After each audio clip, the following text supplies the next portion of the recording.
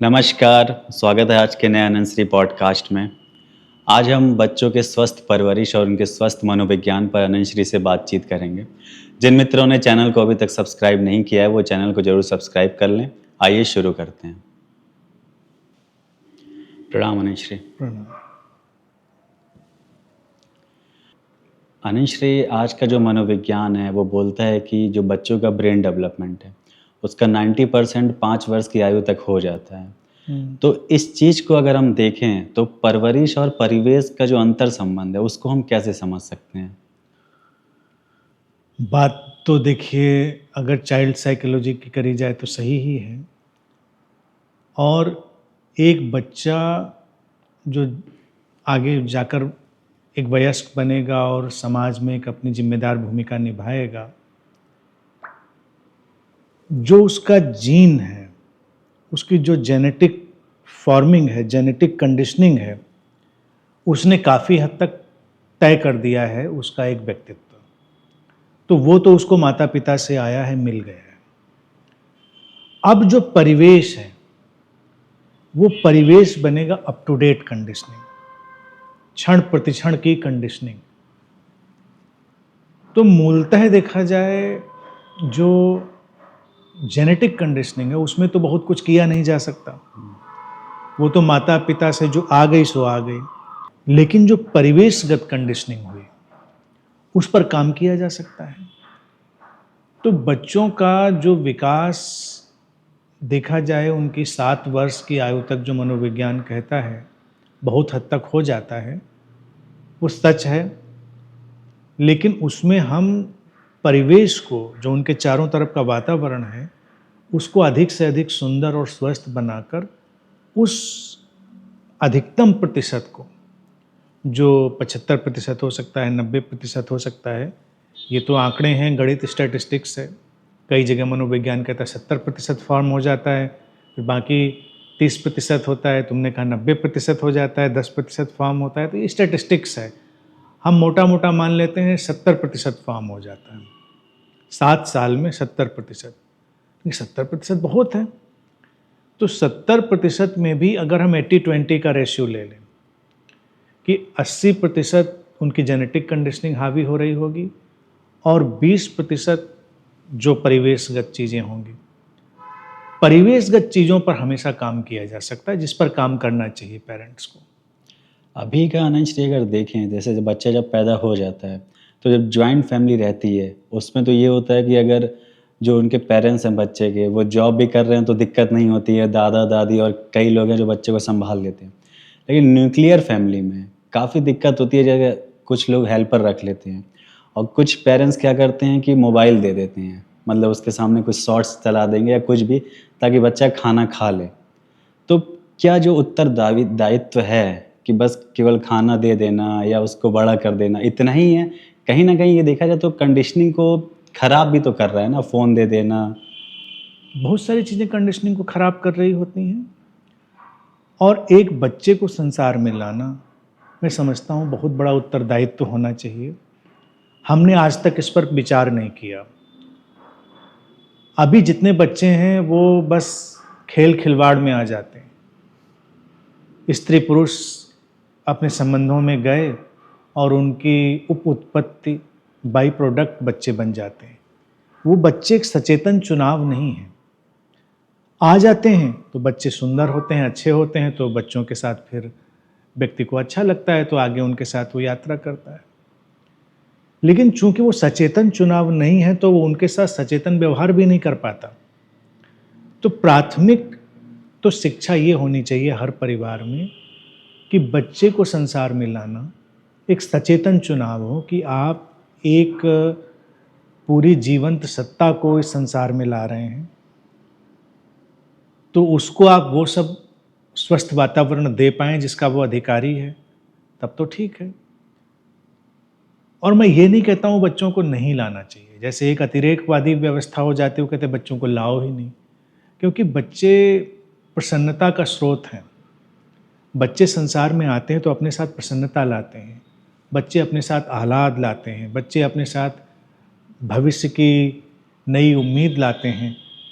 तो बच्चों को आना तो चाहिए ही संसार में, लेकिन माँ बाप को थोड़ा सचेतन होने की शिक्षा देनी चाहिए कि वो थोड़े सचेतन हों, और उनको केवल जीवित बनाए रखना ही उद्देश्य नहीं है, उनको जीवंत बनाना भी उद्देश्य है, जिसको मैं बार बार कहता हूँ कि सांसें लिए जाना और जीते चले जाना जीवन नहीं होता है। जीवन एक विराट घटना होती है, और बच्चों को ऑक्युपाई कर देना तो आसान है, किसी भी चीज़ में उनको संलग्न किया जा सकता है। कई ऐसे पुरानी व्यवस्थाएं थीं, कुछ ट्राइबल जगहों पर पलते हुए बच्चे थे या और गाँव में, तो मैंने सुना है वहाँ तो बच्चों को बहुत सूक्ष्म मात्रा में वो लोग अफीम दे देते थे। होता था क्या ऐसा? हाँ, ये सर्च करोगे मिल जाएगा। बहुत सूक्ष्म मात्रा में, उनको पता था बच्चा सो रहा है पर बच्चा नशे में, अफीम उनके लिए नशे का काम कर गई, बच्चे के लिए बच्चा सो रहा है, वो अपने सब काम करें, बच्चा डिस्टर्ब नहीं कर रहा है।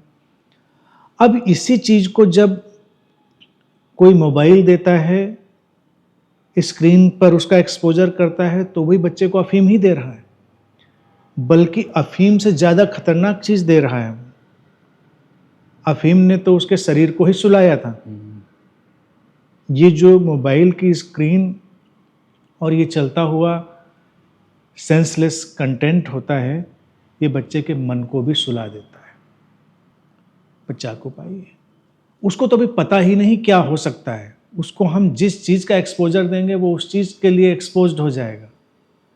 बच्चा तो हर चीज़ नई पहली बार सीख रहा है, तो उसके लिए तो आपको नई चीज़ें सिखाने का सृजनात्मक रास्ता ढूंढना पड़ेगा। ये सब तो सस्ते रास्ते हैं बचने के, कि अफीम दे दो, मोबाइल पकड़ा दो, टीवी चला दो, किसी चीज़ में उसको इन्वॉल्व कर दो, लेकिन क्रिएटिव और सृजनात्मक रास्ते भी ढूंढे जा सकते हैं।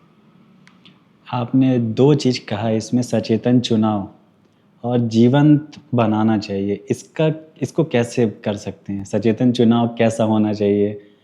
जैसे शादी हो गई तो सचेतन चुनाव मतलब क्या? कब हमें बच्चे को लाना चाहिए? हाँ। और जीवंत कैसे बना सकते हैं? हाँ, बिल्कुल।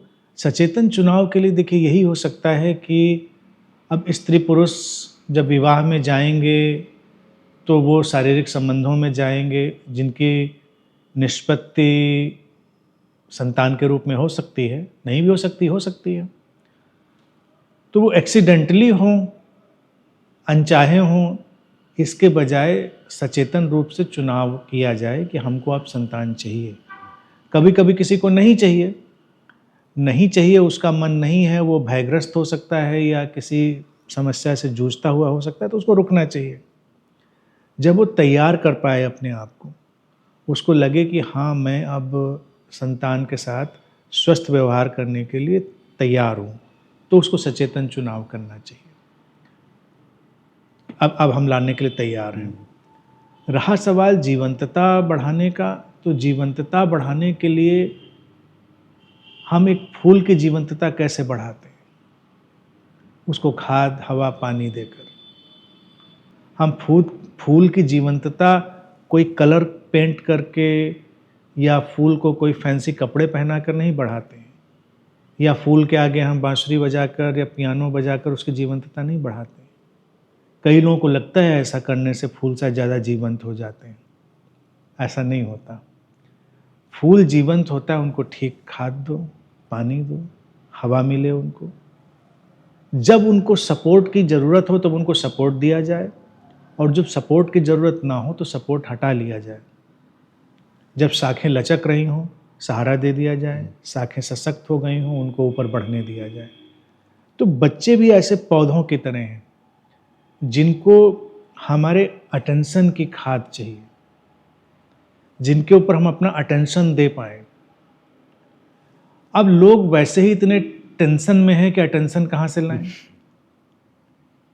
तो अपना टेंशन कम करें पहले। माता पिता होना एक बहुत बड़ी जिम्मेदारी है। अब आप संतान को लाए हैं तो आपको जो अध्यात्म के 4 स्तंभ में कहता हूँ, उनका कुछ ना कुछ हिस्सा तो जीवन में शामिल ही करना पड़ेगा, और मान के ही चलना चाहिए कि आपने कुछ हद तक कर लिया है, क्योंकि वही तो बच्चे को कंडीशनिंग देने वाला है। तो आप प्रेम, शांति, प्रसन्नता इनको अपने अंदर ढालें। और बच्चे के लिए खाद क्या होती है? अटेंशन। अटेंशन एक ऐसी चीज होती है जो जीवन में हर व्यक्ति पाना चाहता है, और अटेंशन ठीक से अगर ना मिले, उसकी कमी हो जाए, डेफिशिएंसी हो जाए, तो ही वो बच्चा बचपन में ही बड़ा होते हुए, बड़ा होकर अराजक होता है, विध्वंसक होता है, और तरह तरह की ऐसी असामाजिक गतिविधियों में भी संलग्न हो सकता है जिसकी कल्पना ही न करी गई हो। ये जितना भी असामाजिक और अराजक घटनाक्रम दिखाई देता है, ये अटेंशन, ध्यान को खींचने की ही तो कोशिश है, क्योंकि स्वस्थ ध्यान नहीं मिला। तो अटेंशन को ही हमने भारत में कहा ध्यान। जैसे हम कहते हैं ना, इस पर ध्यान दो, चीज पर ध्यान क्या है? प्रेजेंस के साथ जुड़ना। ध्यान देने का तात्पर्य नहीं कि बच्चे के पीछे ही पड़े रहो, प्रेजेंस के साथ उसके साथ बैठो। बच्चा खेल रहा है, बच्चा बैठा है, अपनी पढ़ाई कर रहा है, कुछ कर रहा है, आप अपनी प्रेजेंस में स्टेबल होकर, सेटल्ड होकर उसके साथ बैठिए, और कभी कभार उसकी ओर निगाह डाल लीजिए, मुस्कुरा दीजिए, कभी कुछ पूछ लीजिए। तो केवल जो आपकी इंटेंस प्रेजेंस के साथ उसके साथ समय बिताने की ये व्यवस्था होगी, वो उसके उस ध्यान देने की कमी, उस अटेंशन की जो चीज़ है उसको पूरा कर देगी। अब मान लो आप ध्यानस्थ नहीं हैं, प्रेजेंस में नहीं हैं, आप 50 टुकड़ों में टूटे हुए, 50 दिशाओं में भागते हुए हैं, और बच्चे के साथ लगातार आप खेल रहे हैं, कूद रहे हैं, कहानियाँ सुना रहे हैं, लेकिन आपका मन बिखरा हुआ है, तो बच्चों को अटेंशन नहीं मिल रहा है, बच्चे का मन भी बिखर रहा है। बच्चा अभी देखा जाए स्रोत से बहुत दूर नहीं हुआ है। जो हमारा प्रिमोर्डियल सोर्स है, हमारा जो अनमैनिफेस्टेड सोर्स है, अव्यक्त सत्ता का जो स्रोत है, बच्चा अभी उससे बहुत हद तक निर्दोष रूप से जुड़ा हुआ है। तो बच्चा हमारी बीइंग से कनेक्ट हो जाता है, उस सरफेस पे नहीं रहता। हमको लगता है हम सरफेस से उससे कनेक्ट कर रहे हैं, लेकिन बच्चा आपके अंतस्थल से जुड़ जाता है, और जो आपके अंतस्थल में, बीइंग में, डीप कोर में हलचल चल रही है, वो उसको शेप दे रही है। आपका सरफेस वाला बिहेवियर शेप नहीं दे रहा है। अगर सरफेस वाला बिहेवियर 10% शेप दे रहा है, तो 90% शेप आपके भीतर की हलचल दे रही है उसको।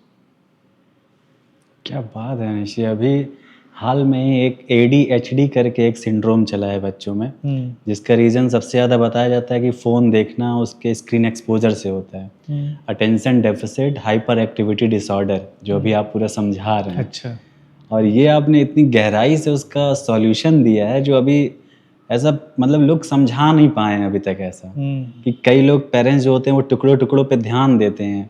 बच्चा कई बार अटेंशन डेफिसिट का शिकार हो जाता है, वो अटेंशन पाना चाहता है। यहाँ तक कि अभी एक हाल में ही मैंने अभी रिसर्च पढ़ी थी कि स्कूल में जब बच्चा जाता है तो वहाँ पे अपनी टीचर को मारता है या कुछ ऐसी हरकतें करता है, उसको कई बच्चों को निकाल दिया गया है इसी सिंड्रोम के, डिसऑर्डर के वजह से। अच्छा, हाँ, तो ये तो होगा ही। अब देखो, उदाहरण के लिए एक गुरु और उसके साथ जो चल रहे मित्र हैं, वो भी तो गुरु के लिए बच्चे जैसे हो जाते हैं। अगर तुम उदाहरण के साथ देखो, मेरे पास आते हैं सब लोग, मैं उनके साथ तो कितना कम समय बिताता हूँ, लेकिन वो समय टोटल अनकंडीशनल अनब्रोकन प्रेजेंस के साथ होता है। वो महीनों और सालों उस प्रेजेंस की भरपूर स्थिति के साथ चलते रहते हैं। उनको लगता है कि कुछ ऐसा मिल गया है जो उनको पहले कभी नहीं मिला था, जो हमेशा साथ है, हमेशा साथ है। उनको लगता है अनंत से तो हमेशा साथ है, और उत्साह है उनके अंदर उल्लास है। उनकी तमाम कमियां गिर गई, उनके तमाम भय गिर गए, उनके तमाम फोबियाज गिर गए। क्यों? क्योंकि बिना किसी दिखावे के, बिना किसी प्रिटेंशन के, अगर हमने उनके साथ 10 मिनट भी समय दिया है, तो वो अनब्रोकन, टोटल और अनकंडीशनल है, तो वो शक्ति दे देता है। माता पिता क्या है ना, उनके 1000 कामों में से बच्चे को देखना एक काम होता है, और वो चूंकि अपने अंदर ब्रोकन है, टूटे हुए हैं, तो वो कैसे फिर वो अनब्रोकन प्रेजेंस को लाएंगे। और बच्चा तो बीइंग को महसूस कर रहा है, वो आपके ऊपरी व्यवहार को नहीं कर रहा है कि आप कितना उसको गले लगा कर बैठे हैं, कितना उसको अपने सीने से चिपका कर बैठे हैं, इससे उससे फ़र्क नहीं पड़ता। सीने से चिपका कर भी अगर आप भयभीत हैं तो वो भय को ही अपने अंदर रिकॉर्ड कर रहा है। आप अगर अवसाद से भरे हैं और उसको बच्चे को सीने से लगा कर घूम रहे हैं तो अवसाद को ही रिकॉर्ड कर रहा है वो। जैसे हम जब विशेषज्ञ होने लगते हैं सचेतनता के, तो हम लोगों की बॉडी लैंग्वेज भांप लेते हैं। अभी तो बॉडी लैंग्वेज का कितना पूरा शास्त्र निकला हुआ है, डेवलप होता है, डे बाय डे उस पर काम हो रहा है। तंत्र और योग ने इस पर भारत में बहुत काम किया। तो अब क्या होता है, हम किसी को देखकर भांप लेते हैं व्यक्ति कैसी मनोदशा में जा रहा है। बच्चे इसके लिए प्रारंभ से गिफ्टेड होते हैं, उनके पास भाषा नहीं होती कि वो बता पाएँ उन्होंने क्या समझा, लेकिन वो आपकी बॉडी लैंग्वेज से ही जान लेते हैं। संवेदनशील होते हैं, वो जान लेते हैं आप किस मनोदशा में हैं, आप क्या कह रहे हैं, आप हाँ कह रहे हैं कि आप ना कह रहे हैं, आपके अंदर क्या उठ रहा है क्या गिर रहा है, वो सब भांप लेते हैं। आप उनको नैतिक शिक्षा देना चाहते हैं, लेकिन आप अंदर से अनैतिक हैं या नैतिक हैं बच्चा जान लेता है, इसीलिए वो सीख लेता है। बाद में पेरेंट्स को बड़ी हैरानी होती है, ये कैसे सीख लिया इसने, हमने तो नहीं सिखाया इसको। नहीं, आपने सिखाया है उसको। हाँ, कई बार लोग ऐसा सरप्राइज हो जाते हैं कि ये तो कभी आसपास हुआ ही नहीं, इसने कैसे समझ लिया इस चीज़ को। आपको पता ही नहीं चला कि आपने कब सिखा दिया। जैसे बहुत सारे वाइट कलर्ड लोग हो सकते हैं उदाहरण के लिए, और बड़े आध्यात्मिक लोग हो सकते हैं, लेकिन अंदर से बड़े हिंसक हो सकते हैं। अंदर से हिंसक इसलिए क्योंकि उनके अंदर तुलना चलती है, उनके अंदर निंदा चलती है। वो देखो लोग कैसे मज़े कर रहे हैं, पापी लोग, वो देखो हम कैसे अच्छे लोग परेशानी में पड़े हुए हैं। उनके अंदर तुलनाओं का जहर घुल रहा है और वो बहुत अच्छे लोग अपने को कह रहे हैं। अब ये तुलना का जहर जो आपके अंदर घुल रहा है, बच्चा इसको ट्रांसलेट करके अपने ढंग से इम्बाइब कर लेगा, अपने ढंग से इम्बाइब कर लेगा वो, और समाज के प्रति कटुता से भर जाएगा, वो परिवेश के प्रति कटुता से भर जाएगा, क्योंकि आप कटुता से भरे हैं। और ऊपर से आप कहते नहीं मैं किसी का बुरा नहीं करता, लेकिन आप सोचते तो वही हैं। और कभी कभी क्या है कि आप किसी को डांट भी देते हैं, आप सरफेस पर ऐसा दिखाई देता है, कुछ ऐसा करते हैं जो बहुत ही ऐसा ठीक नहीं दिखाई दे रहा है, लेकिन आप अंदर से शांत हैं। तो बच्चा उस शांति को ज़्यादा पकड़ रहा है, आपके सरफेस वाले बिहेवियर को उतना नहीं पकड़ रहा है। इस चीज़ को ध्यान देना चाहिए। 7 साल इसीलिए कहा जाता है, जो ये 70% रिकॉर्डिंग है, क्योंकि 7 साल तक बच्चा बहुत निर्दोष है, वो बीइंग से सारी चीज़ों को एक्सट्रैक्ट कर रहा है। फिर जब वो सरफेस को भी सीखना शुरू करता है, तब वो कंफ्यूज होना शुरू करता है, तब उसकी लर्निंग स्लो भी हो जाती है। अभी तो बच्चे की आंखें देखो कैमरे की तरह मूव करती हैं, जैसे कैमरे का लेंस घूम रहा होता है, वो एक एक चीज़ को ऐसे ऑब्जर्व कर रहा है कि उसको बिल्कुल रिकॉर्ड ही कर ले रहा है अंदर। इसी को अनंशरी अगर आगे बढ़ाया जाए तो जब बच्चे का जो परिवेश होता है वो थोड़ा सा डामाडोल होता है, तो आजकल लोग संस्कारी बनाने वाले चैनल लोग देखते हैं पेरेंट्स, और बच्चों में ज़बरदस्ती के संस्कार भरते हैं कि बच्चा ऐसे हो जाए, बच्चा वैसे हो जाए।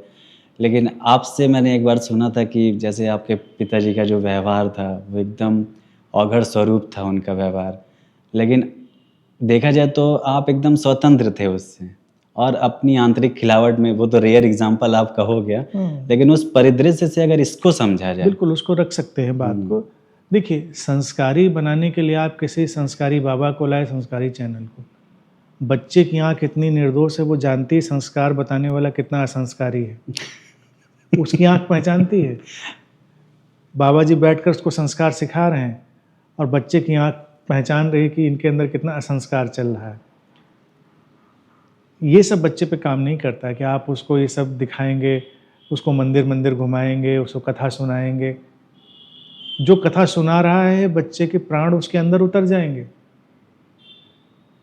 कि जो सामने बैठा है व्यक्ति ये कितने पानी में है। बाद में सब बच्चे भ्रमित हो जाते हैं, लेकिन प्रारंभ में वो अस्तित्व के उस निर्दोष स्रोत से इतने कनेक्टेड होते हैं कि वो सब चीज़ भांप लेते हैं।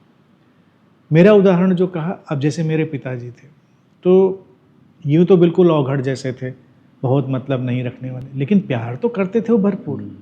उनका कंसर्न था पूरा, उनकी चिंता थी पूरी, और जिसको मैं अवघड़ कह रहा हूँ वो देखा जाए बच्चे को स्वतंत्रता और स्पेस देने की उनकी अपनी समझ और क्षमता भी थी, प्रेम का स्पर्श तो था ही। प्रेम का स्पर्श था। और जैसे हम कहेंगे बच्चे को स्पेस दो, तो वो अपनी समझ से स्पेस दे रहे थे, हस्तक्षेप नहीं करते थे, किसी चीज़ में कुछ कहते नहीं थे।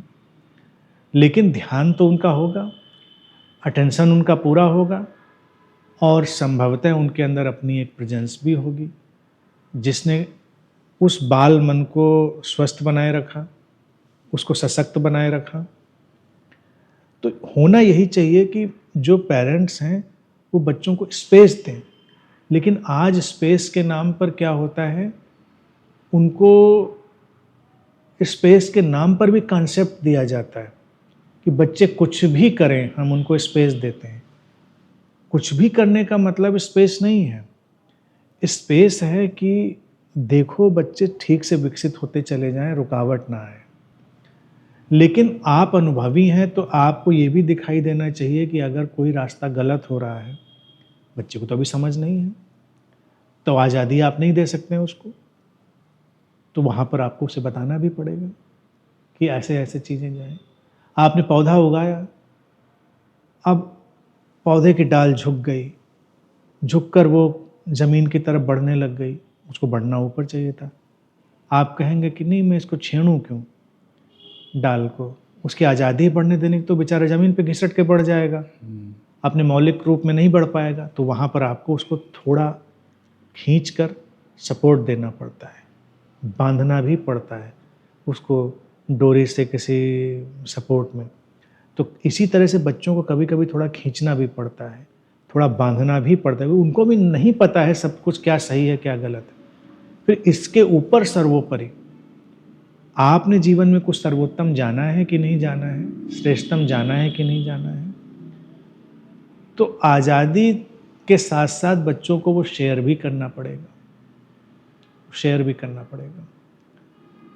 आप ये नहीं कह सकते बच्चे ढूंढ लेंगे अपने आप, हमने सर्वोत्तम जाना था। आप बच्चों के साथ सर्वोत्तम भोजन शेयर करना चाहते हैं, बच्चों के साथ आप सर्वोत्तम वस्त्र शेयर करना चाहते हैं, सर्वोत्तम जगहों पर आप घूमे होते हैं वो आप शेयर करना चाहते हैं बच्चों के साथ कि चलो बच्चे को भी साथ ले। क्यों ले जाते हैं साथ घुमाने बच्चे को, आज़ादी में रहने दें, क्यों नदी नाले पोखर कहीं भी घूमे, क्या फ़र्क पड़ता है, सर्च कर लेगा अपने आप। लेकिन आपको पता है नहीं वहाँ कितनी अच्छी जगह, तो बच्चे को ले चलते। तो अच्छे विचार उसके साथ क्यों नहीं शेयर करेंगे, अच्छा साहित्य उसके साथ क्यों नहीं शेयर करेंगे, अच्छी भावना क्यों नहीं शेयर करेंगे। अगर अध्यात्म में आ जाएं तो उसके साथ ध्यान क्यों नहीं शेयर करेंगे। अगर आपने इनकी गुणवत्ता जानी है तो आप शेयर करेंगे। शेयर करेंगे तो डिपेंड करता है बच्चा लेगा, डिपेंड करता है नहीं लेगा। लेकिन बच्चा ले तब लेगा जब वो जानेगा कि इसमें आपके प्राण बचते हैं, उसने देखा है आपको आनंदित होते हुए, बच्चा सीख लेगा। तो यहाँ पर क्या होता है, जब वाइटल चीज़ें आती हैं ध्यान की, विचार की, भावना की, इन सब की, तो पेरेंट्स आज़ादी के पक्षधर हो जाते हैं। और जब खान पान की, वस्त्र की, यहाँ वहाँ जाने की बात आती है तो उसको सारे संस्कार देते हैं। संस्कार फिर कोई भी मत दीजिए, या तो दीजिए तो सारे सर्वोत्तम संस्कार दीजिए उसको। अनश्री, सिलसिला अगर थोड़ा सा एजुकेशन की तरफ हम शिफ्ट करें तो अभी क्या दिखता है, मैंने भी कई बच्चों को ऐसा देखा है कि पढ़ाई हो रही है, बुक्स रहते हैं, टेक्नोलॉजी का ज़माना है, स्कूल वाले भी टेक्नोलॉजी को ज़्यादा थोड़ा सा ऊपर उठा रहे हैं कि बच्चे थोड़ा सा टेक्नोलॉजी के हिसाब से पढ़ें। लेकिन कहीं ना कहीं ऐसा देखा जाता है कि बच्चे अगर मोबाइल का यूज़ कर रहे हैं या टैब का यूज़ कर रहे हैं तो मोबाइल और टैब में जो सोशल मीडिया हैं उनका भी यूज़ ज़्यादा करने लगते हैं, और कहीं ना कहीं बुक्स जो हैं वो पीछे छूट जाती हैं। इसको कैसे मैनेज करें? और इसमें दूसरा ये कि पेरेंट्स जब इस चीज़ को देखते हैं तो वो अक्सर कहते हैं कि किताबें पढ़ लो थोड़ी सी, पढ़ लो थोड़ी सी। इसमें बच्चे और पेरेंट्स की नोक-झोंक भी होने लगती है। इस पूरे परिदृश्य को कैसे दूर किया जा सकता है? देखिए, हर चीज़ को दूर करने के लिए जब हम लोग आगे बढ़ेंगे तो मूल बात यही होगी कि जो शिक्षा आप देना चाहते हैं उसको अपने जीवन में पहले उतारिए। अगर पेरेंट्स बच्चों को सिखाना चाहते हैं कि पुस्तकें पढ़ो, तो उनको भी पुस्तकें पढ़नी चाहिए। पेरेंट्स का पुस्तकों से कहीं दूर दराज का रिश्ता नाता नहीं होता। बच्चा भी वही सीख लेता है। घरों में पुस्तकों का एक सम्मान होना चाहिए। और आप कुछ भी पढ़िए, पढ़ने के लिए तो एक बड़ा भारी संसार पड़ा है। तो जो पेरेंट्स पुस्तकों से प्यार करते हैं, उनके बच्चे भी प्यार करना सीख जाते हैं। वो जानते हैं पुस्तकों की अपनी अहमियत है। कागज़ पर लिखे शब्द, जो छपे हुए शब्द हैं, वो दिमाग पर अलग तरह से अंकित होते हैं। अब टेक्नोलॉजी के साथ भी चलना है, ये नहीं कह सकते कि टेक्नोलॉजी को हटा देना है। लेकिन मोबाइल हो, टैब हो, इन पर पढ़ना तनावपूर्ण है, इतना सुखद नहीं है इन पे पढ़ना। क्योंकि मैं भी टेक्नोलॉजी का पूरा उपयोग करता हूँ, जानते ही हो। तो जो डिजिटल बुक्स हैं वो सब हैं, मैं भी पढ़ता हूँ। लेकिन मैंने अपने अनुभव से भी देखा है कि जो फिजिकल बुक्स हैं, पेपर पर छपी हुई, उनको पढ़ना ज़्यादा आसान और रोचक लगता है। कहीं से भी उनको पलट कर रख दो, कहीं से भी उनको मार्क करके रख दो कि यहाँ से दोबारा आके दिखना है। टैबलेट पे भी ढूंढ सकते हो, लेकिन वो आँखों को भी तनाव देता है और अलग तरह से उस पर उसकी गतिविधि होती है। तो पुस्तकें बड़ी प्यारी चीज़ हैं। ये बच्चों को सिखाने वाली बात है कि पुस्तकें कोई बोझिल चीज़ नहीं है, वो बड़ी प्रीतिकर एक घटना है। तो उसके साथ बढ़ने में विकास होता है, बहुत अच्छा विकास होता है, बच्चा ज़्यादा अच्छे से सीखता है। तो बातें केवल बातें ना रह जाएं, उनको केवल ऐसे ना रखा जाए कि पेरेंट्स केवल कहते हैं, उनको करें। तो मेरी राय यही है कि पहले खुद पढ़ना सीखो। तुम्हें पढ़ता हुआ देखकर भी बच्चे पढ़ने लग जाएंगे। और अगर कई बार लगे कि पढ़ने का बहुत मन नहीं है, तो कुछ भी पढ़ो, कुछ भी पढ़ो, साहित्य पढ़ो, लुगदी साहित्य पढ़ो, लेकिन किताब तो पढ़ो कम से कम। बच्चा देखे तो कि पढ़ते हो।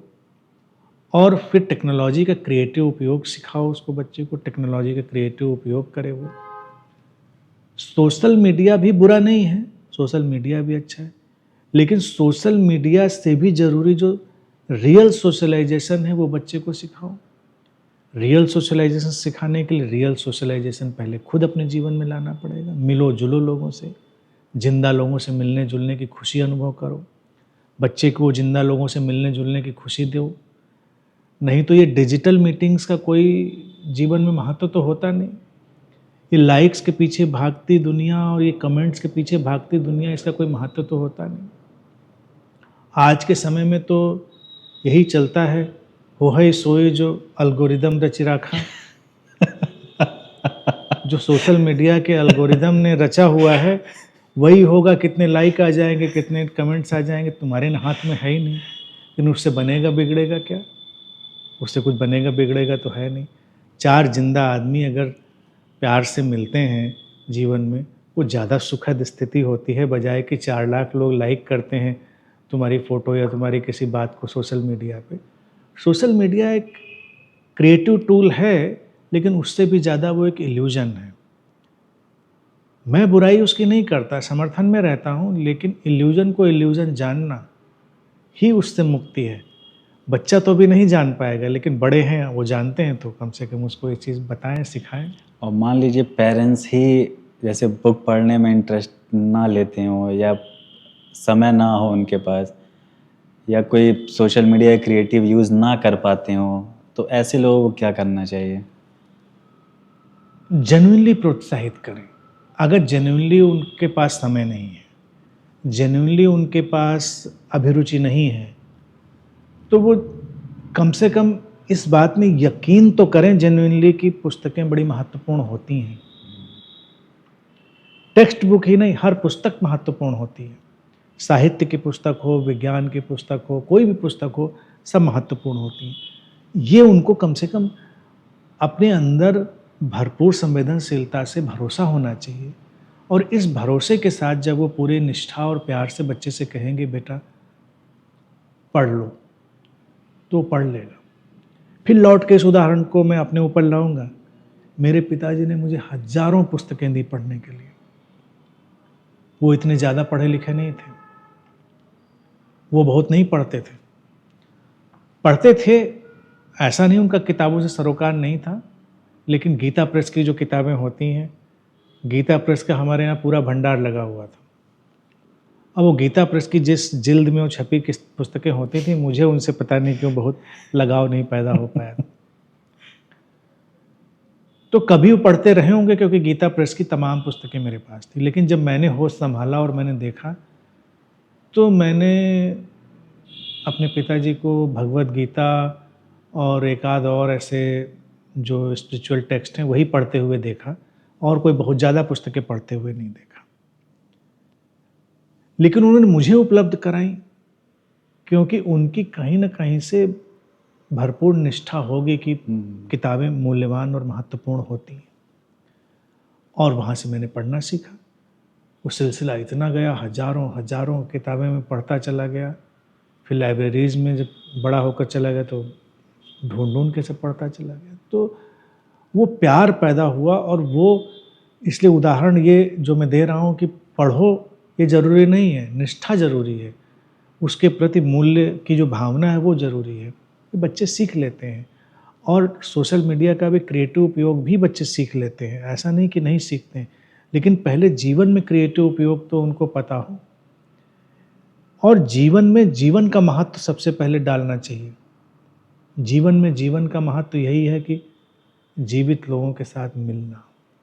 अगर परिवार में 3 लोग हैं तो 3 लोग कम से कम कुछ समय जीवंतता से बिताएं, 4-5 लोग हैं तो जीवंतता से समय बिताएं। अपने नाते रिश्तेदारों से मिलो, मित्रों से मिलो।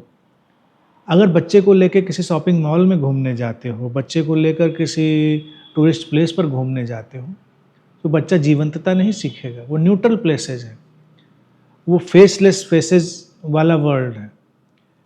मॉल में घूमते हुए लोगों को देखो, उनके फेस तो हैं लेकिन फेसलेस हैं, रिकग्निशन नहीं है, अपनी दुनिया में खोए हुए हैं। जब उन चेहरों को देखते हो तो कोई रिकग्निशन और पहचान नहीं उभरती, सब बेचेहरा चेहरा है। लेकिन जब आप अपने प्रियजनों से मिलते हो तो उनमें जब प्रेम घुलता है तो चेहरे में जीवन दौड़ता है, उन आँखों में जीवन आता है, और जब जीवन से भरकर कोई तुम्हारी तरफ देखता है, बदलाव आ जाता है। तो सोशल मीडिया में जो ये फेसलेसनेस है, यही चारों तरफ परिव्याप्त हो जाती है, फैल जाती है। इससे बचना सिखाना है, तो जीवन के साथ घुलना मिलना उनको सीखना पड़ेगा। इसको अनंश्री अगर स्कूल कॉलेज में ले चलें, जैसे बच्चे जब कहा जाता है कि पांचों उंगली बराबर नहीं है, कुछ बच्चे हो सकता है ब्रेन के स्तर पे ज़्यादा तेज हों, कुछ कम हों, लेकिन स्कूल देखा जाए काइंड ऑफ कॉमर्शियल बिजनेस की तरह हो गया है इस समय, और उनकी वो टेंशन होती है कि रेपुटेशन मेंटेन करना है, तो वो ज़्यादातर जो बच्चे तेज होते हैं उनको प्रोत्साहित ज़्यादा करते हैं। लेकिन कई बार कई कमज़ोर बच्चे थोड़े से आते हैं तो तुलना, एक जजमेंट, ये सब क्रिएट होने लगता है। तो इसमें पेरेंट्स अपने बच्चों को, और अगर कुछ टीचर भी सुने तो टीचरों को आप क्या कहना चाहेंगे कि कैसे उसमें सामंजस्य बैठे? देखिए, ये बात सच है कि तमाम स्कूल कॉलेज केवल व्यवसाय बन गए। जब व्यवसाय बन जाते हैं तो वो सेवा से हट जाते हैं। शिक्षा, चिकित्सा, ये सब सेवा के काम है। इनसे धन भी अर्जित होता है और धन होना चाहिए, लेकिन प्राथमिक सेवा नहीं भूलनी चाहिए। तो ये दुर्भाग्य का विषय है कि आजकल तमाम संस्थान जो हैं वो केवल कमर्शियल उद्देश्य से चल रहे हैं, और केवल उद्देश्य ही नहीं, वो दोहन और शोषण के स्तर तक पहुंच चुके हैं। फिर जो माता पिता हैं वो इस दुष्चक्र में इस तरह से घिर गए हैं कि उनको समझ में नहीं आता करें क्या, क्योंकि वो भी तो उसी दुनिया के हिस्से हैं, तुलना वाली दुनिया के। अपने बच्चे को पहचानो। अगर स्कूल सता रहा हो और आप अपने बच्चे को पर भरोसा करते हैं तो उसको स्कूल में सड़ने मत दो, निकाल लो वहाँ से, कह दो ठीक है। कितने महान लोग हुए अतीत में देखो, जिन्होंने घर पर पढ़ाई की और उन्होंने महानता के शिखर छू लिए, विज्ञान के शिखर छू लिए, राजनीति के शिखर छू लिए, साहित्य के शिखर छू लिए। आज जो बच्चा स्कूल में टॉप कर रहा है वो कहाँ खो जाता है पता भी नहीं चलता। एक बार कहीं ये मजाक में ही कहीं जोक निकला था, मैं देख रहा था और बड़ा सोचने जैसा है तो किसी ने लिखा था ये 99.99% और 98.99% लाने वाले बच्चे जाते कहाँ हैं? हाँ, कहीं अच्छी कॉर्पोरेट में जॉब मिल जाती होगी, कुछ कर लेते हो, लेकिन जीवन से शून्य आप जीवन में खो जाते हैं। लेकिन प्रतिभा इन अंकों की मोहताज नहीं है, प्रतिभा इन व्यवस्थाओं की मोहताज नहीं है। 5 उँगलियां बराबर नहीं होती, ये बात तो शिक्षा बता सकती है, क्योंकि हर बच्चे की यूनिकनेस और उसकी अनूठी प्रतिभा को वो सम्मान दे सकती है। लेकिन यहाँ तो सबको बराबर लाना है, सबको बराबर लाना है, तो सब बराबर कैसे आएंगे? अगर हम कक्षा में 40 बच्चे बैठे और हर बच्चे को टॉप होना सिखाएंगे, तो 40 नंबर पे जो बच्चा वो कहाँ जाएगा? वो भी तो कहीं जाएगा, उसको भी तो जीने का हक है।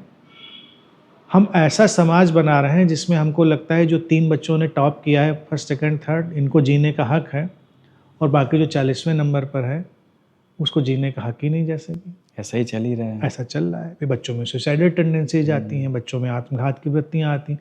अक्सर जब देखिए एग्ज़ाम हो रहे होते हैं 10th 11th के, और या इंजीनियरिंग के, मेडिकल के, और ये सब इनके परिणाम आते हैं, तो कितना दुखद है, कितने बच्चे आत्महत्या करते हैं, सुनाई देती है ये समाचार। क्यों होता है ऐसा? समाज ऐसा क्यों बना? परिवार ऐसा क्यों बना? उसने जीवन को इतना महत्व क्यों नहीं दिया? नंबर और सफलता को इतना महत्व क्यों दे दिया? ये सीखना पड़ेगा, और ये पहले से ही बताना पड़ेगा, और बच्चों को उनका आत्मबल, मनोबल और प्रेम बल सशक्त करना चाहिए। मैंने तीसरा प्रेम बल भी जोड़ दिया। आत्मबल और मनोबल के साथ प्रेम बल, उनको बताना चाहिए कि हम तुम्हारे साथ हैं, हम तुम्हें प्यार करते हैं, हम तुम्हें पसंद करते हैं, तुम्हारा सम्मान करते हैं। ये प्रेम बल हुआ। क्या बात है। तुम कुछ भी करो जीवन में, कोई फर्क नहीं पड़ता, लेकिन जो करना अपनी निष्ठा से करना, अपने मन से करना, पूरे मनोयोग से करना, हम उसमें खुश हैं। उस बच्चे का जो ये आत्मबल, मनोबल, प्रेम बल होगा, उसको कहीं पीछे नहीं जाने देगा, वो कुछ करेगा। हम चाहते हैं कि वो एक पर्टिकुलर टॉप की जगह पर हो। हम ये भी तो कह सकते हैं, अगर तुम्हारे मन में आए कि तुम अच्छी चाय बनाकर बेचना चाहते हो, तुम अच्छी चाय बनाकर सड़क के किनारे बेचना, हम तब भी तुम्हारे साथ उतनी ही निष्ठा से खड़े हुए, कोई फ़र्क नहीं पड़ता। और क्या उदाहरण नहीं है? चाय बेचकर बच्चों ने अच्छे अच्छे एम्पायर खड़े कर दिए, क्योंकि उनको निष्ठा से ही अपने काम के ऊपर। तो बाद में लोगों को लगता है कि हम भी चाय बेचकर सब एम्पायर खड़े करें, तो सब लोग नहीं कर पाते हैं, क्योंकि उनको अपने काम में निष्ठा नहीं होती उतनी। जीवन तो हर कोई जी लेगा, उसमें निष्ठा और वो होना चाहिए। तो बच्चों का ये तीनों जो बल हैं इतने मजबूत कर दीजिए कि कभी उन पर कोई फ़र्क ना पड़े, सफलता असफलता मायने न रखे। और मैं हमेशा कहता हूँ, उनके होने को सेलिब्रेट करो। आप बच्चा सफल हो जाता है तो सेलिब्रेट करते हो, हर साल या साल में 2 बार 3 बार बस यूं ही सेलिब्रेट करो कि तुम हो तो दिल धड़कता है तुम हो तो जीवन में कोई मूल्य आता है, इसलिए सेलिब्रेट कर रहे हैं। तुमने कुछ किया है इसलिए नहीं, तुम क्या करना ना करना, जीवन में हर कोई कुछ ना कुछ कर लेता है, लेकिन तुम्हारे होने से जो हमारे जीवन में जीवन आया है, हम उसको सेलिब्रेट करते हैं। ये बच्चा कहीं पीछे रहने वाला नहीं, कुछ ना कुछ कर लेगा। और जीवन में देखो रेंज कितनी बड़ी है, जीवन में कुछ भी करने की रेंज कितनी बड़ी है। आप 4 चीज़ों में उसको क्यों बांधते हैं? अब यानी जो आपने यूनिकनेस की बात की, तो जैसे 9th 10th में पहुंचने के बाद ही बच्चों के ऊपर एक अननेसेसरी प्रेशर बढ़ने लगता है। एक तो उनके घर वालों का, प्लस जो उनके संबंधी चारों तरफ रहते हैं उनका प्रेशर की, और दो चीज़ मोस्टली आती है, एक मेडिकल और एक इंजीनियरिंग। अभी आपने बताया जी कि रेंज कितनी है, शायद उस पर हम कभी फोकस नहीं कर पाते हैं। तो यूनिकनेस कैसे पहचाने बच्चों की पेरेंट्स?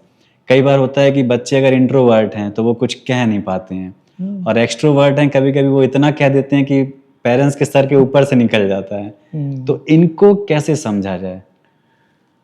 यहाँ पर थोड़ी ट्रिकी सिचुएशन आएगी, क्योंकि ये बातें हर बार पेरेंट्स हो सकता है ना समझ पाएँ, और जो समाज विकसित हो रहे होते हैं उनमें इन बातों को समझने के स्पेशलिस्ट लोग भी पैदा होते हैं। ऐसे काउंसलर, ऐसे विशेषज्ञ भी पैदा हो जाते हैं जो बातों को अच्छे से समझ पाते हैं। पेरेंट्स समझ ले रहे हैं तो बहुत अच्छी बात है, खुशी की बात है, लेकिन बच्चे के मनोविज्ञान को अगर आप नहीं समझ पा रहे हैं तो विशेषज्ञों की सलाह लीजिए, उनके पास बच्चे को ले जाइए, काउंसलिंग करिए, सेशन करिए, समझने की कोशिश करिए इसके अंतर मन में क्या चलता है। क्योंकि कई बार आप सारे पीसेज को बिठाने में सक्षम नहीं हो सकते हैं, लेकिन कोई व्यक्ति जो इस पर निरंतर काम कर रहा है और निरंतर वो उसकी दृष्टि है, इस सब के लिए ट्रेंड है, तो व्यक्ति वो गाइड कर सकता है। तो हमारे समाज में ऐसे विशेषज्ञों की सलाह लेने की, ट्रेंड लोगों की सलाह लेने की परंपरा अभी बहुत विकसित नहीं हुई है। और कितने ट्रेंड लोग इस विषय के हैं मुझे ये भी नहीं पता। तो मैं चाहता हूँ कि ऐसे विषय पर ट्रेंड लोगों की संख्या बढ़ाई जाए। वो लोग आएँ, मनोविज्ञान के ज्ञाता हों, समाज विज्ञान के ज्ञाता हों, बाल मनोविज्ञान के ज्ञाता हों, वो हर चीज़ को अच्छे समझते हों, व्यावहारिक चीज़ों को जानते हों, और वो लोग फिर अध्ययन करें बच्चे के व्यवहार, उसके अंतर्मन, उसके सब चीज़ों का, और उससे उसको एक दिशा दिखाने का आकलन करें कि इसको ये दिशा दी जा सकती है, तो ये बेहतर होगा। तो ये समानांतर दोनों प्रक्रियाएं आनी चाहिए। ऐसे विशेषज्ञों की संख्या बढ़ानी चाहिए और ये काउंसलिंग करने की सहजता भी लानी चाहिए कि हर चीज़ आप समझ ही लेंगे तो ज़रूरी नहीं है। आप वैक्सीनेशन के लिए डॉक्टर के पास जाते हैं, खुद तो नहीं लगा लेते हैं जाकर मेडिकल स्टोर से ख़रीद के, क्योंकि आप मानते हैं कोई विशेषज्ञ है जो बताएगा क्या होना चाहिए। इलाज होता है बच्चों का तो आप कराने जाते हैं क्योंकि आपको पता है कि कोई विशेषज्ञ है। तो इसी तरह से बच्चों के स्वस्थ मनोविज्ञान के विकास और उनके जो कैरियर ओरिएंटेशन हो सकते हैं, उनके चुनावों की जो क्षमता हो सकती है, इसको अच्छे से जानने वाला भी कोई हो सकता है, विशेषज्ञता से जानने वाला भी कोई हो सकता है, तो उसकी सलाह लीजिए। ये अनायशरी काफ़ी अच्छा सॉल्यूशन है। इससे इंट्रोवर्ट हो या एक्सट्रोवर्ट हो या पेरेंट्स की जो कन्फ्यूजन है वो सारी चीज़ें क्लियर हो सकती क्लियर हैं। हो सकती हैं। हमको ये दोनों चीज़ों पे समानांतर काम करना चाहिए कि ऐसे लोगों की संख्या बढ़े, क्योंकि हर व्यक्ति हर चीज़ नहीं जान सकता है। भाई चिकित्सा में जैसे मैंने कहा, तो हम तो नहीं जान सकते क्या दवा देनी चाहिए।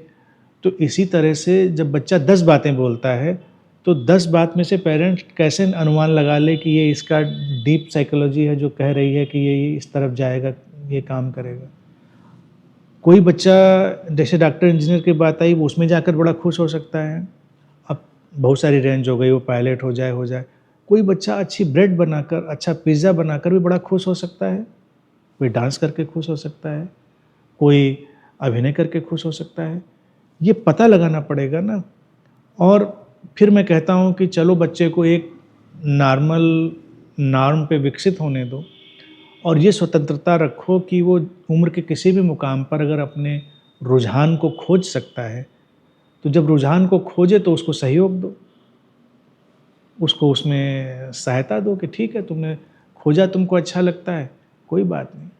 अभी हमने समाज क्या बनाया है कि अधिक धन का मतलब अधिक खुशी, जबकि ये गणित है नहीं। अधिक धन वाले लोग खुश हैं, इसका सर्वेक्षण कोई करता नहीं। अधिक धन वाले लोगों के घरों में सर्वेक्षण कर लो या सीसीटीवी लगा के देख लो तो पता चल जाए कितना कलह और क्लेश फैला हुआ है। खुशी में धन शामिल हो, ये सिखाना है हमको। धन के पीछे इस तरह से मत भागो कि अपनी खुशियों को भूल जाओ।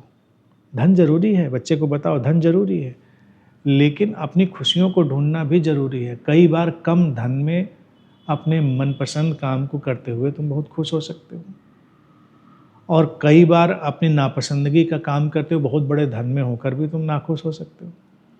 तो चुनाव क्या करना है, बच्चे को हमेशा सिखाना चाहिए। और सर्वोपरि अगर मेरे ये 4 जो अध्यात्म के एसेंशियल सूत्र हैं, एसेंस ऑफ स्पिरिचुअलिटी, सार, इनको ही पेरेंट्स अपने घर में बस 4 लिख के लगा लें और हर बात को किसी कसौटी पे कस लें कि बेटा कुछ भी करना, ये देखना है कि इससे पीस, हैप्पीनेस, लव, हार्मनी जीवन में बढ़ रही कि नहीं बढ़ रही। जब बढ़ रही तो वही काम करना तुम, और अगर लगे कि ये नहीं बढ़ रही तो मत करना उसको। अल्टीमेट सॉल्यूशन तो वही है। अल्टीमेट सोल्यूशन वही। तो ये गाइडेंस देना चाहिए कि अपने शांति, अपनी प्रसन्नता को खोजो, क्योंकि वो धन के पीछे भागने की बात नहीं, कितना बड़ा पैकेज मिलेगा इसकी बात नहीं है। कभी कभी छोटी चीज़ में भी बड़ी खुशी हो सकती है, तो उस चीज़ को देख लो। अभी देखो क्या है ना, इन पैकेजेस के पीछे एक दुर्घटना क्या घट रही है, सब बच्चे भाग रहे हैं दूर दराज, यहाँ वहाँ, और समाज में विसंगति और बिखराव क्या फैल रहा है, और पेरेंट्स ने मजबूरी में उसको एक्सेप्ट किया हुआ है, क्योंकि कोई चारा नहीं, पेरेंट्स अलग थलग पड़े हैं, बच्चों को चूँकि बड़े प्रोजेक्ट्स और जॉब में कहीं दूर रहना है, ना वो इधर मिल पा रहे हैं ना वो उधर मिल पा रहे हैं। पेरेंट्स से पूछो कहीं नहीं नहीं बच्चे खुश हैं तो हम खुश हैं, खुश दोनों नहीं हैं। क्या ये बेहतर नहीं होगा कि इसके पास थोड़ा कम पैकेज होता और माता पिता सब साथ में रह रहे होते तो ज़्यादा खुशी होती?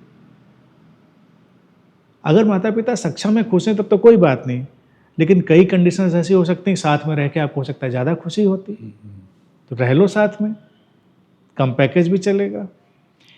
अनिश जी, अगर पिछले प्रश्न के संदर्भ में देखें तो कई लोग ऐसा कहते हैं कि बच्चा हर कुछ बोल सकता है अपने पेरेंट्स से, लेकिन एक पिता को मित्र भी होना चाहिए।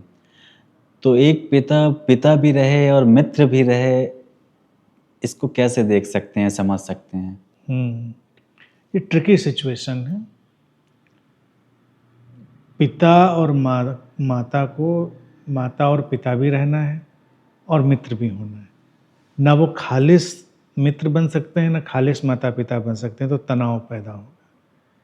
यहाँ पर उनको पतंग उड़ाने की कला सीखनी पड़ेगी।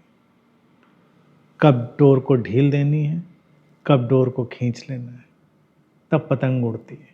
ढील देंगे पतंग टूट जाएगी, खींच लेंगे पतंग कट जाएगी, टूट जाएगी। तो ये जो पतंग उड़ाने की कला है, यही है पेरेंटिंग की सबसे महत्वपूर्ण कला। कब बच्चे को ढील देनी है यानी मित्रवत रखना है, और कब डोर को खींच लेना है यानी कि उसको अनुशासन में ले आना है, ये जानना है। बच्चे को अनुशासन भी देना है, क्योंकि बच्चा सब कुछ सीख रहा है, अनुशासन भी सीखेगा। तो उसको इस तरह से आप आज़ाद नहीं छोड़ सकते, कुछ भी करो। अच्छा सिगरेट पीते हो, चलो हम भी पीते हैं साथ में बैठ के। शराब पीते हो, हम भी पीते हैं साथ में बैठ के। ये मित्रता नहीं है, आप तो अवगुण सिखा रहे हो उसको। जनरली लोग इसी को मित्रता समझ लोग लेते इसी हैं। को मित्रता समझते हैं, लेकिन ये अवगुण है। बच्चे को तो बताना पड़ेगा कि सिगरेट पीना अच्छी बात नहीं है, शराब पीना अच्छी बात नहीं है। इसमें कौन सी अच्छी बात है, कौन सा कल्चर है इसमें शराब और सिगरेट में? शरीर के सेहत के लिए नुकसानदेह है, बताना पड़ेगा पेरेंट्स को।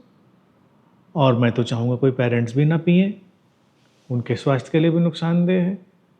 और अगर आप पीते हैं, मान लीजिए आप मजबूर हैं, तो बच्चों के सामने तो कम से कम ना पिएं, बच्चे फिर बिगड़ेंगे, सीखेंगे। अच्छाई तो यही कि व्यसनों से दूर रहिए। मित्रवत का तात्पर्य है कि बच्चा खुलकर आपसे बात कर सके, खुलकर अपनी भावनाएं व्यक्त कर सके, बच्चा अपने मन को, अंतर मन को शेयर कर सके। लेकिन माता पिता हैं तो ये उम्मीद नहीं रखनी चाहिए कि वो हर स्तर की बातें शेयर कर पाएगा। बच्चा नहीं कर पाएगा, और नहीं भी करनी चाहिए। ठीक है, तमाम बातें तो वो ट्रायल एंड एरर से लर्न कर लेगा। और पेरेंट्स के लिए आर्ट ये है कि वो इनडायरेक्टली बहुत सारी बातें बच्चे को समझा दें। इनडायरेक्टली बहुत सारी ऐसी चीज़ें हो सकती हैं, इनडायरेक्टली सेक्स एजुकेशन हो सकती है, बच्चे को वो दी जा सकती है, बहुत सारी बातें समझाई जा सकती हैं जिससे वो गलत संगत में ना पड़े, गलत चीज़ों में ना भटके। लेकिन आप उसको डायरेक्टली नहीं समझा सकते हैं, डायरेक्टली नहीं सिखा सकते हैं, तब तो प्रमोट करना हो जाएगा चीज़ों को। आप इनडायरेक्टली एक डिग्निटी बताते हैं और आवश्यकता बताते हैं, सीमा बताते हैं, हर चीज़ का अपना एक समय होता है, ये बताते हैं। ये सब जब धीरे धीरे आप बताते हैं तो बच्चा सीखता है। अब इस सेक्स एजुकेशन पे बहुत जोर है लोगों का, समाज में भी जगह जगह पर ये बात आती है और कहा जाता है स्कूलों में भी सिखाया जाना चाहिए, पढ़ाया जाना चाहिए। मैं कहता हूँ कि पहले लव एजुकेशन पे जोर दो ना, पहले लव एजुकेशन पे जोर दो, सेक्स एजुकेशन उसके पीछे पीछे आ जाएगी। जब माता पिता साथ में हैं तो बच्चे को ये पता होना चाहिए कि ये जो दो जने हैं ये सेक्सुअल एक्टिविटी के कारण साथ में नहीं, इनके अंदर कोई और ऐसी दिशा है, इनके अंदर कोई और ऐसी दशा है जिसके कारण ये साथ में, वो प्रेम। हम उसको बहुत ग्रॉस लेवल पर उतार के ले आएंगे कि पति पत्नी का साथ में होने का मतलब ही उनकी सेक्सुअल एक्टिविटी के कारण साथ में होना है, जबकि नहीं भी हो सकता है। तमाम संबंध इतने दिव्य हो सकते हैं जहाँ पर उनको नहीं आवश्यकता लगती, नहीं लगती तो नहीं लगती, क्या फ़र्क पड़ता है। तो पहले लव एजुकेशन दो। लव एजुकेशन क्या है? हाइटेंड स्टेट ऑफ सेंसिटिविटी, संवेदनशीलता के अतिशय जो अवस्था है वो शामिल है, एक दूसरे के स्वीकार की स्थिति शामिल है, एक दूसरे के गहरे सम्मान की स्थिति शामिल है, एक दूसरे के सहयोग की स्थिति शामिल है। इनके पीछे फिर कहीं दूर से सेक्स एजुकेशन आ जाती है। तो जब लव एजुकेशन आती है तो बच्चे के अंदर सम्मान, स्वीकार, गरिमा, ये सब चीज़ें आती हैं। तो जब वो किसी को देखता है, लड़की लड़के को देखती है, लड़का लड़की को देखता है, तो उसके अंदर सेक्सुअलिटी सेकेंडरी होती है, रिस्पेक्ट, एक्सेप्टेंस और डिग्निटी पहली होती है। तो अभी क्या है, ये तीनों चीज़ें खो जाती हैं, एक्सेप्टेंस, रिस्पेक्ट और डिग्निटी, सेक्सुअलिटी हावी हो जाती है, वो प्राथमिक नहीं है। और सेक्सुअलिटी एक ऐसी चीज़ है जिसके बारे में भारत में अध्यात्म ने बहुत काम किया, तंत्र ने काम किया इस पर बहुत ज़्यादा। इसकी भी इनिशिएशन है, दीक्षा है। अगर आप बहुत इनिशिएट ना करें किसी को तो उसको कोई ज़रूरत भी हो सकता है ना महसूस हो। आप जितनी जल्दी इनिशिएट कर देंगे व्यक्ति को, उतनी जल्दी उसको ज़रूरत लगने लगेगी। इस बात को मैं बिल्कुल नहीं मानता जो लोग कहते हैं कि जैसे खाना पानी ज़रूरत है वैसे ही जीवन में सेक्स ज़रूरी है। नहीं ज़रूरी, उस लेवल पे ज़रूरी नहीं। खाना पानी ज़रूरी है, सेक्स सेकेंडरी है। हो सकता है, नहीं भी हो सकता है, ज़रूरी नहीं हो सकता, लेकिन लव ज़रूरी है, प्रेम प्राथमिक है कि वो अटेंशन से जाकर जुड़ता है, जो पहले हम लोगों ने चर्चा करी थी शुरुआत में। प्रेम ही तो उस अटेंशन को बनाता है और वो अटेंशन ही व्यक्ति के व्यक्तित्व को विकसित करता है। तो मित्रता में उस प्रेम को लाइए, उस अटेंशन को लाइए, उसको प्राथमिक करिए। ये हो गया गुण माता पिता का। फिर उनको थोड़ी आज़ादी दीजिए कि थोड़ी और बातें वो कर सकते हैं, शेयर कर सकते हैं, उनको सुनिए। और बच्चे को हमेशा पता होना चाहिए कि माता पिता से मुझे अनुशासन मिल सकता है, वो हमसे ज़्यादा अनुभवी हैं, वो हमसे ज़्यादा संसार को देख चुके हैं। ये उसके जीवन को एक दृढ़ता भी देगा और संबल भी देगा। इसी को अंगांशी, अगर जैसे आपने बहुत अच्छे से समझा दिया कि लव एजुकेशन ज़रूरी है। आजकल जैसे बच्चे हैं फिज़िकली और सेक्सुअली ज़्यादा फिट हो जाते हैं, लेकिन भावनात्मक तल पर और मानसिक तल पर देखा जाए बहुत ज़्यादा फिट नहीं रहते हैं। और आपने बोला लव एजुकेशन से वो चीज़ें दी जा सकती हैं, लेकिन जैसे ही ये चीज़ें कम होती हैं पॉर्न की तरफ लोग बढ़ने लगते हैं, पॉर्न के शिकार होने लगते हैं। और कॉलेज या पढ़ाई कर रहे हो या ट्यूशन कोचिंग जो भी कर रहे हो, वहाँ पे फिर उनका एक इन्फेचुएशन शुरू हो जाता है, एक किसी से अट्रैक्शन शुरू हो जाता है। तो इन सारों में पेरेंट्स को एक अलग तनाव होता है और बच्चे अपनी बात खुल के नहीं कह पाते हैं। दूसरी चीज़, प्राइवेसी की डिमांड शुरू हो जाती है कि मुझे प्राइवेसी चाहिए। इसको कैसे समझा जा सकता है? इन बातों को समझा कर ही बच्चों को ठीक दिशा में लाया जा सकता है। पूर्ण व्यक्ति के अंदर की तमाम दमित इच्छाओं को अभिव्यक्ति देने का एक ढांचा बन गया। तो बच्चों को इतना दमित भी नहीं रखना चाहिए। जो शरीर से अपरिचय है, देह को न देखने का जो अपरिचय है बच्चों को, वो बहुत अगर बढ़ जाता है तो फिर वो अपनी उत्सुकता को पूरा करने के लिए वो तमाम ऐसी दिशाओं में जाते हैं। तो वहाँ पर उनको एक स्वस्थ विकास दिया जा सकता है। और भारत में देखो, खजुराहो जैसे मंदिर बनाए गए, तंत्रा टेम्पल्स, जहाँ पर तमाम ऐसी मूर्तियाँ हैं, पूरे शरीर सौष्ठव के साथ। नग्नता उनमें दिखेगी, लेकिन नग्नता में दिव्यता है। खजुराहो की हर मूर्ति को देखो तो उसमें एक दिव्यता दिखाई देती है। तो एक बार अगर बच्चे शरीर से परिचित होते हैं और दिव्यता के साथ परिचित होते हैं तो वो उसकी विकृति की तरफ नहीं जाएंगे, विकृति से बच जाएंगे। तो समाज में मुझे लगता है कि भारत में कभी बहुत साहस किया गया होगा, तंत्र की धारा ने इसको किया और फिर लोग इतना डर गए कि वो घबरा के उससे पीछे हट गए। कलात्मक रूप से हमको बहुत सारी ऐसी चीज़ें सामने रखनी चाहिए जिससे बच्चों का एक्सपोज़र हो और वो कलात्मकता को देखकर कम से कम संतुष्ट हो पाएँ। अगर वो कलात्मकता से संतुष्ट नहीं होंगे तो वो विध्वंसात्मक जो चीज़ें हैं, जैसे पोर्न आर्टिफ़िशियल सारा जो लस्ट है उसको पेश कर रहा है, वो उधर भागेंगे, उनको लगेगा ऐसा होता है। तमाम संबंध खराब हो जाते हैं पोर्न की वजह से, क्योंकि लोगों को लगता है कि शायद संबंध ऐसे ही होते हैं, ऐसे ही होने चाहिए, और फिर लड़ाई झगड़े शुरू होते हैं। लेकिन अगर दिव्यता के साथ, एक डिग्निटी के साथ वो चीज़ें सामने हों, तो बच्चों के अंदर उतनी विकृति नहीं भी आ सकती है। समाज अभी शायद उतना एनलाइटेंड और उतना विकसित नहीं है कि हम उस कला को भी सामने लाएँ जो उस डिविनिटी को सामने रखती है, जो भारत में कभी तंत्र ने रखी थी। तो उस ढंग से बच्चे कम कुंठित होकर आगे जाएँगे और स्वस्थ रूप से विकसित होंगे। अब भारत में कल्पना करो, जब ये परंपरा दी गई होगी ऋषियों के द्वारा कि ये 25 साल ब्रह्मचर्य में रहकर अध्ययन करेगा और अपनी साधना करेगा, तो वो 25 साल दमन के साथ नहीं सिखाए गए होंगे कि डंडे के जोर पर उसको दमन सिखाया गया है।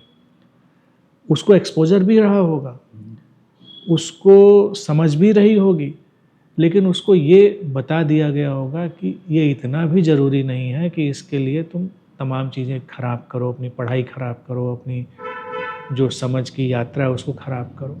तुम ठहर सकते हो, रुक सकते हो, शारीरिक मानसिक रूप से परिपक्व हो सकते हो, सब समझा जा सकता है। और ये 25 साल देखा जाए शारीरिक मानसिक रूप से परिपक्व होने के निश्चित रूप से हैं भी, और उन समय शक्ति भी है, ताकत भी है, परिपक्वता सिखाई भी जा सकती है। लेकिन तब जब पूरी समझ और पूरी इंटेंसिटी के साथ उसमें बच्चों को ढाला जाए, तो उनका बिखराव और भटकाव कम होगा। आजकल लेकिन डिजिटल एज में जब हर बच्चे के हाथ में मोबाइल है, तो तमाम ऐसे डिजिटल सोर्सेज हैं जिनके एक्सपोज़र से बचना मुश्किल है। तो वहाँ पर ही माँ-बाप का फिर रोल आ जाएगा कि वो अपनी जो प्रेम की दृढ़ता है और अपनी जो गरिमा की दृढ़ता है उसको सामने रखते हुए बच्चों को उन सब से दूर रख सकते हैं। वो बता सकते हैं कि ये सब चीज़ें हैं अवेलेबल, ये सब कुछ है, लेकिन ये तुम्हारे लिए व्यर्थ है, काम का नहीं है, इसमें कुछ रखा नहीं है चीज़ों को। अगर बच्चों को ये नहीं बताओगे कि होता है ऐसा, तो बच्चा तो ढूँढ लेगा। लोग ऐसे बिहेव करें जैसे ऐसी कोई चीज़ें एग्जिस्ट ही नहीं करती डिजिटल स्पेस पर। बच्चे को बताना चाहिए डिजिटल स्पेस पर एग्जिस्ट करता है ये सब, लेकिन ये तुम्हारे स्वस्थ विकास के लिए बिल्कुल खराब है। जैसे तुम्हारे लिए शराब खराब है, जैसे तुम्हारे लिए सिगरेट खराब है, वैसे ये भी अच्छा नहीं है। अपना काम करो, पढ़ाई करो, फिर स्वस्थ रूप से तुम बहुत सारी चीज़ें जानने में एक दिन सक्षम हो पाओगे। और ये जो इन्फैचुएशन और अट्रैक्शन शुरू होता है, फिर प्राइवेसी की जो डिमांड शुरू होती है। इन्फैचुएशन, अट्रैक्शन अलाउड होना चाहिए, उसमें बुराई नहीं है। अलाउड होना चाहिए। हाँ, उसमें बुराई नहीं है, क्योंकि अगर उसको आप प्रतिबंधित करेंगे तो जो नैसर्गिकता है वो बाधित होगी। अगर हम बहुत बाधित करेंगे इन्फैचुएशन को या आकर्षण को, तो विकृति बढ़ेगी। आकर्षण को सहज मानना चाहिए, क्योंकि स्त्री पुरुष के बीच निसर्ग का एक आकर्षण है। बच्चों के अंदर अभी वो हार्मोन्स और वो रसायन सक्रिय होना शुरू हुए हैं, वो आकर्षित तो होंगे ही। तो उनको स्वस्थ आकर्षण के नियम सिखाए जाने चाहिए, बताए जाने चाहिए। प्राइवेसी की मांग बुरी नहीं है, प्राइवेसी की मांग में कोई ऐसा खराबी नहीं है, लेकिन अगर माता पिता के सामने भी बच्चे अपने आकर्षण को जाहिर कर सकते हैं तो कम बुराई है। यहाँ पर उनका मैत्री का रूप आ जाएगा, जो पेरेंट्स की, लड़के लड़की हैं बता सके कि मुझे वो अच्छा लग रहा है, वो अच्छी लग रही है, क्योंकि ये प्रकृति उनके भीतर से काम करना शुरू कर रही। कोई बुराई नहीं, अच्छा लग सकता है। तब माँ बाप का रोल आता है, ये अच्छा लगना नैसर्गिक है, प्राकृतिक है, स्वाभाविक है, लेकिन दूसरे का सम्मान करना, दूसरे की गरिमा का ध्यान रखना, दूसरे को स्वीकार करना, दूसरे के जीवन में इंक्रोचमेंट ना करना, उसकी पसंद नापसंद का ध्यान रखना, ये इससे भी बड़ी बात है।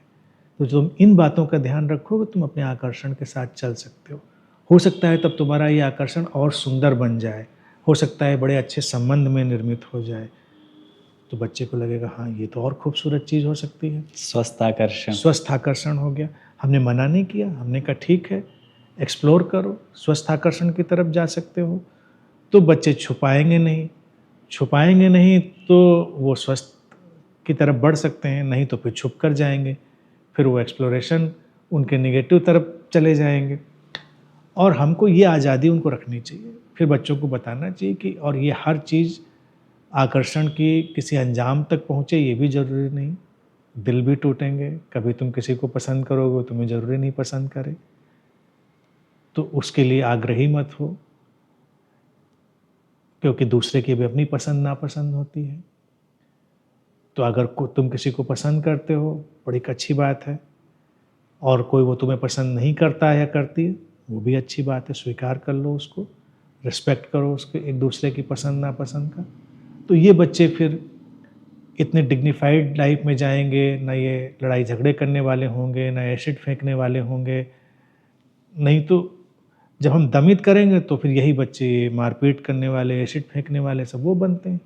आपने सम्मान किया, उनको को आकर्षण नैसर्गिक है, इट्स ओके, लेकिन रिस्पेक्ट, डिग्निटी और उनकी पसंद नापसंद का स्वीकार, सम्मान, ये और भी ज़रूरी चीज़ है।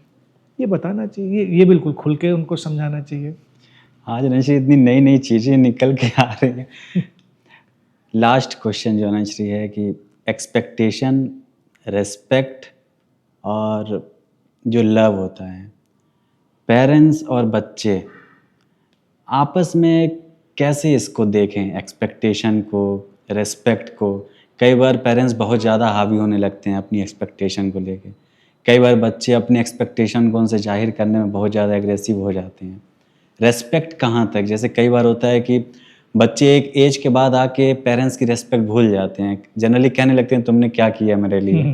ये आजकल का बड़ा भारी ट्रेंड है। और एक लव जो आप कहते हैं इमोशनल बॉन्डिंग की कमी होना, इन तीनों को अगर समराइज करके आप समझा सकें।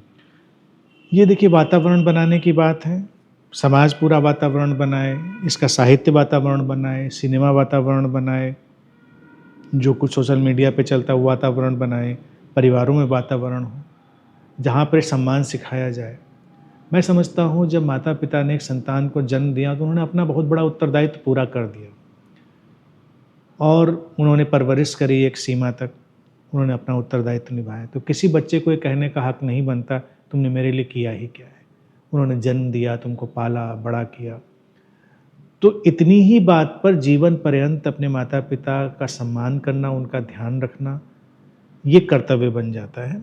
इसमें कोई दो राय नहीं हो सकती। हर माता पिता की अपनी शारीरिक, मानसिक, आर्थिक सीमाएं होती हैं, उस हिसाब से वो अच्छे से अच्छा करने की कोशिश करता है।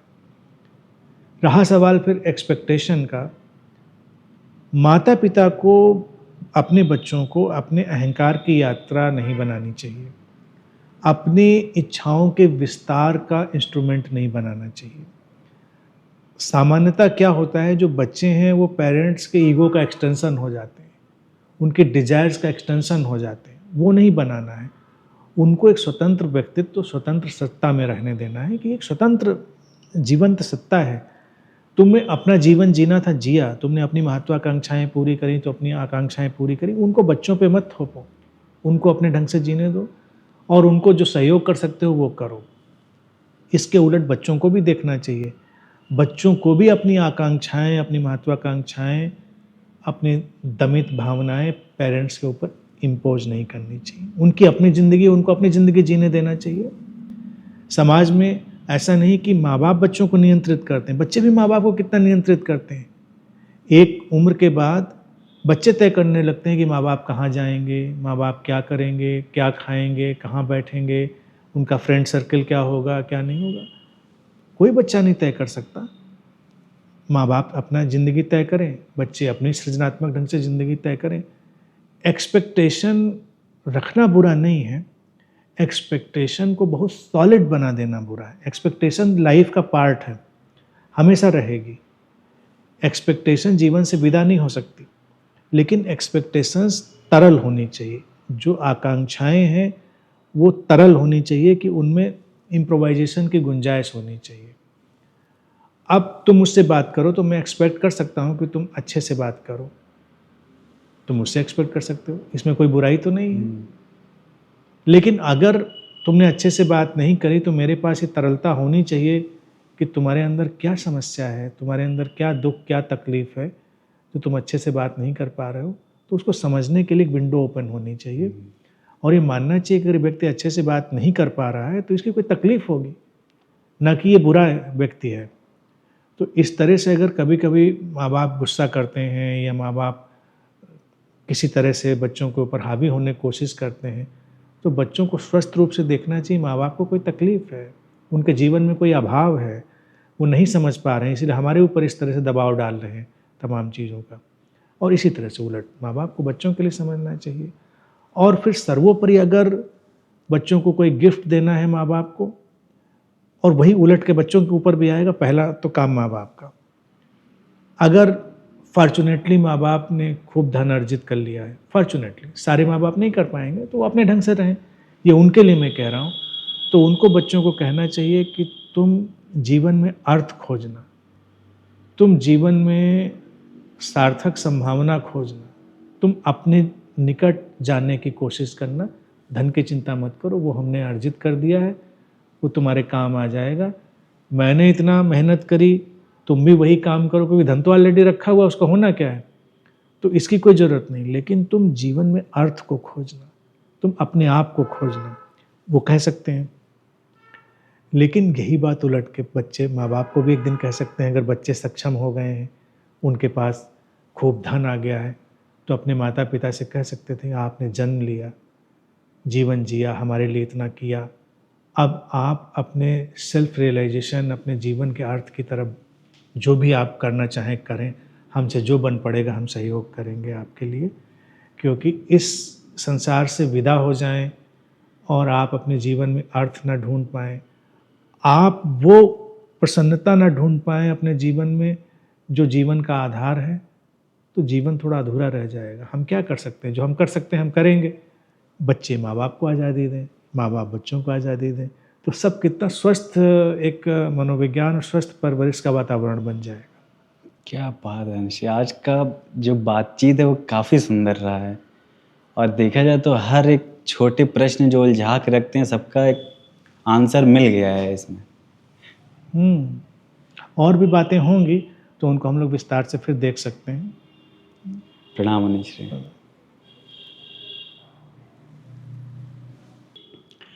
सभी अनंत पथ के मित्रों का बहुत बहुत आभार। आज का पॉडकास्ट देखा जाए केवल पॉडकास्ट नहीं है, अनंत श्री ने हमें वो रास्ता दिया है जहाँ पेरेंट्स अपने बच्चों की बीइंग से और बच्चे भी अपने पेरेंट्स की बीइंग से जुड़ सकते हैं। और जिस एनलाइटेंड सोसाइटी की अनंत श्री हमेशा बात करते हैं, उसका वो हिस्सा बन सकेंगे और उसको पूरा कर सकेंगे। और अनंत पथ उन सब के लिए वो रास्ता है। तो आप अनंत श्री से और बोधि माँ की जो दिव्य उपस्थिति है उनसे जुड़िए। सबका स्वागत है इस अनंत पथ पर। इसका अगला पार्ट हम जल्द ही लाएंगे। अभी कई सारे प्रश्न हैं हमारे पास, आज समय कम है, इस वजह से हमने उसको नहीं लिया है। इस वीडियो को ज़्यादा से ज़्यादा शेयर करें। और मेरी राय तो ये है कि हर पेरेंट्स को, हर टीचर को ज़रूर ज़्यादा से ज़्यादा शेयर करें जो जिनके संपर्क में हैं। मिलते हैं नए पॉडकास्ट में। नमस्कार।